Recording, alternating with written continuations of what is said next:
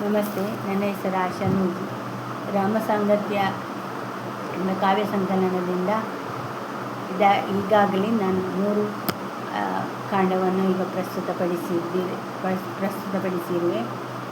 ರಚನೆ ಇಂದಿರಾ ಜಾನಕಿ ಎಸ್ ಶರ್ಮಾರವರು ಬರೆದಿರುವ ರಾಮಸಾಂಗತ್ಯ. ಈಗ ನಾನು ಕಿಷ್ಕಿಂಧ ಕಾಂಡ ಭಾಗವನ್ನು ಪ್ರಸ್ತುತಪಡಿಸುವೆ. ಇದು ಮುಂದುವರಿದ ಭಾಗ. ದೋರ್ದಂಡಗಳ ಮೇಲೆ ಹೊತ್ತಾನು ಹನುಮಂತ ಸೂರ್ಯವಂಶೋದ್ಭವರನ್ನು, ಸೂರ್ಯಪುತ್ರನ ಕೂಡೆ ಸ್ನೇಹವಾಂಬೆಸೆಯಲು ಕರೆದೊಯ್ದನವರಿಬ್ಬರನ್ನು.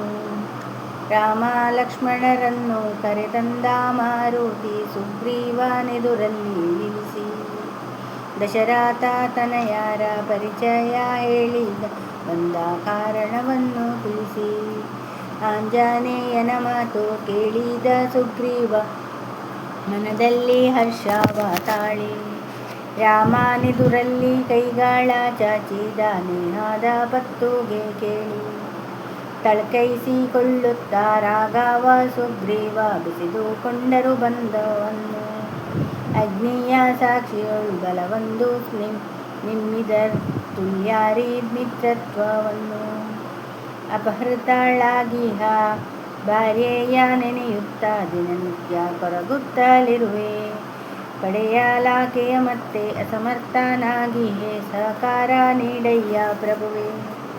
ಅಪರಾಧ ಗೈದಿಹ ವಾಲಿಯ ನಿಗ್ರಹ ಮಾಡುವೆ ಬಾಣಗಳಿಂದ, ಕಪಿವರನ ಮಾತನಾಲಿಸಿ ಕಾಕುತ್ಸ್ಯ ಅಭಯವ ನೀಡುತ್ತಾಳೆಂದ. ವಾಲಿಯು ತಮ್ಮಂಗೆ ಮಾಡಿದ ದ್ರೋಹದ ಕೇಳುತ್ತ ಕೋಪದಿಂದೆದ್ದು, ಲಕ್ಷ್ಮಣನಗ್ರಜ ಭಾಷೆಯ ಕೊಟ್ಟನು ಪತ್ನಿಯ ಕೊಡಿಸುವೆನೆಂದು. ಶ್ರೀರಾಮನಾಡಿದ ಮಾತನ್ನು ಕೇಳುತ್ತ ಸುಗ್ರೀವ ಸಂತುಷ್ಟನಾಗಿ, ಸೀತೆಯ ಶೋಧಿಸಿ ತಂದಿವನೆನ್ನುವ ವಚನವಿತ್ತನು ಬದಲಾಗಿ. ರಾಕ್ಷಸನೊಬ್ಬನು ಮಾನಿನಿಯನು ಹೊತ್ತು ಗಗನ ಮಾರ್ಗದಿ ಹೋಗುತ್ತಿರಲು, ಶೋಭನವಾದ ಹೊನ್ನೊಡವೆಯನ್ನೊಗೆದಳು ನಮಗೊಂದು ಸೂಚನೆ ಕೊಡಲು.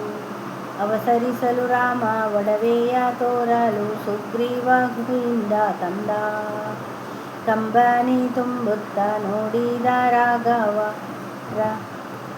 ಗುರುತಿಸೆ ತಮ್ಮನಿಗೆಂದ.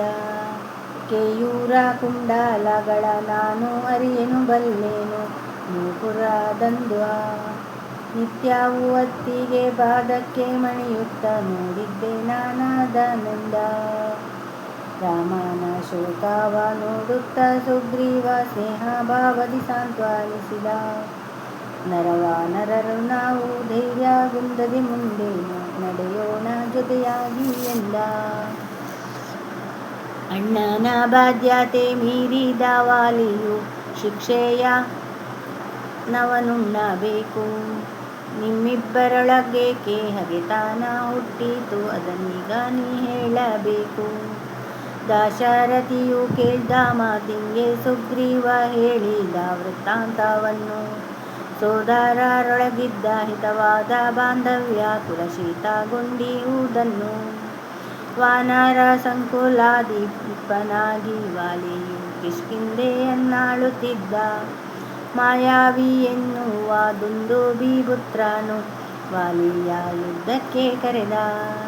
ರಾಕ್ಷಸನು ಕೊಲ್ಲೆ ಹೊರಡಲು ವಾಲಿಯು ಅಣ್ಣನ ಹಿಂಬಾಲಿಸಿದೆನು, ಬಹುದೂರ ಕೋಡಿದ ಮಾಯಾವಿ ಹೊಕ್ಕನು ದುರ್ಗಮದ ಬಿಲವನ್ನು.